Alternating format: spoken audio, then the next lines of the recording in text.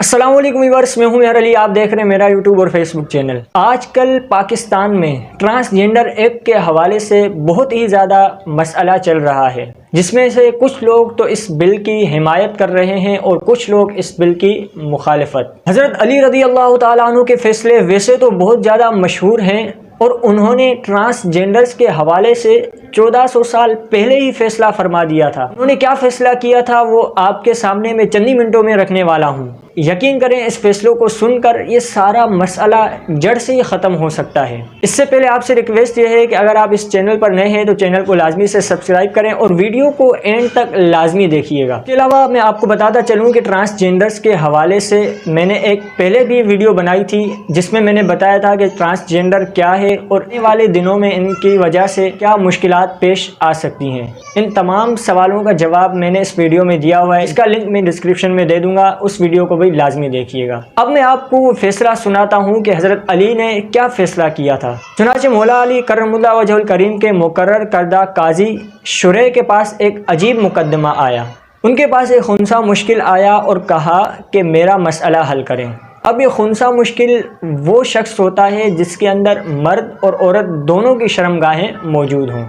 तो अब हुआ यूँ कि काजी शुरे ने पूछा कि भाई मसला क्या है। तो वो शख्स कहने लगा कि मेरे चचा के बेटे ने मुझसे शादी की तो मैंने अपने पेट से उसका बच्चा पैदा किया। फिर मैंने एक औरत से शादी की तो मेरा बेटा उस औरत के पेट से पैदा हुआ।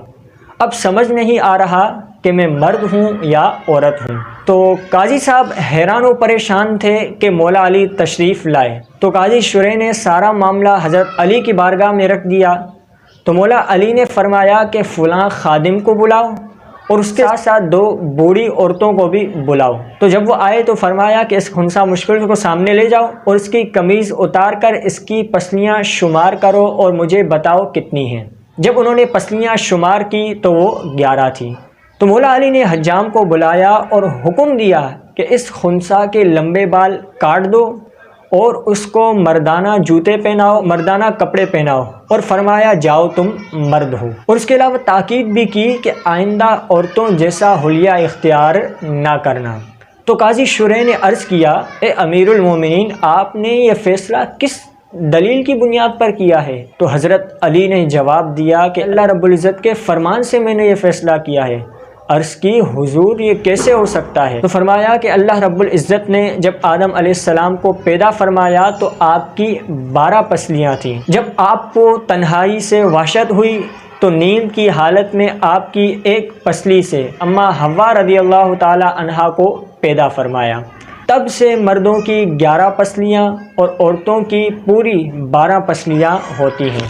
यकीन जानिए, जब ये मैंने फ़ैसला सुना तो मैं भी बहुत ही खुश हुआ कि ये कितना सादा और शफ़ाफ़ तरीका बयान किया। ना तो मेडिकल बोर्ड की ज़रूरत, ना अदालतों के चक्कर में गवाहों के बयानात। चंद मिनटों में मेरे और आपके इमाम आली मकाम हज़रत अली रज़ी अल्लाह ताला अन्हु ने इस मुश्किल तरीन मसले का फ़ैसला फ़रमाया। आखिर में मैं ये कहना चाहूँगा कि आजकल मुल्क पाकिस्तान में ट्रांसजेंडर एक्ट के चर्चे चल रहे हैं और ये बज़ाहिर इनके हुकूक की हिफाजत के पर्दे में मुसलमानों में बेहयाई आम करने का रास्ता है। ऐसे में अपने बच्चों और बच्चियों को इस पुरफितन दौर में इस कानून के मुज़िर असरात से बचाने के 2 तरीके हैं। नंबर 1 तो मुश्किल है और वो है खिलाफत का क़याम। अल्लाह ताला से दुआ करते हैं कि अल्लाह ताला इस मुल्क में ऐसे लोगों को आगे ले आए जो इस्लामी निज़ाम को फ़ॉलो करने वाले हों। और दूसरा तरीका यह है कि अपने बच्चों और बच्चियों की तरबियत इस्लामी तर्ज पर की जाए। बच्चों और बच्चियों को बाहया, दीनदार और इस्लामी उलूम की बहुत हद तक समझ बूझ दिलाई जाए तो इंशाअल्लाह हमारे बच्चे और बच्चियाँ इस गंदगी से बचे रहेंगे। उम्मीद है आपको ये वीडियो पसंद आई होगी। अगर ये वीडियो पसंद आई है तो इसको लाइक करें, शेयर करें और चैनल को लाजमी से सब्सक्राइब करें।